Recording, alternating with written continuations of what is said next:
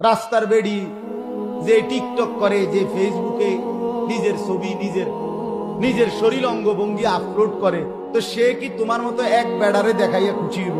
হে তো দেখাইছে কোটি কোটি মানুষের জন্য, তো তোমারে তো একলা তোমারে দিয়া লাভ নেই। তুমি চরিত্র নষ্ট করে লাভ হইল কি? কথা বলেন না?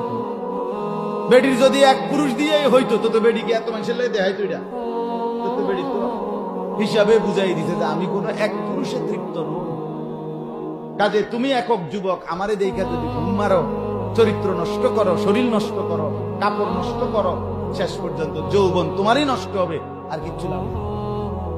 আমি তো তোমার জন্য না, আমি তো উন্মুক্ত প্রদর্শনীর জন্য।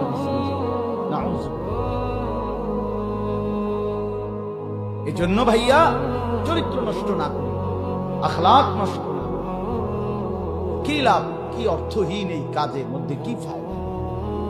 দুনিয়ার কামাই করুক, যার বেলা আমার অবসর, আমি কি করবো? অবসরের তুমি উপার্জনের আরো কোনো ফিকির করো,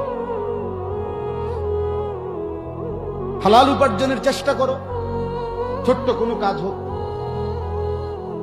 আল্লাহ আমাদেরকে তৌফিক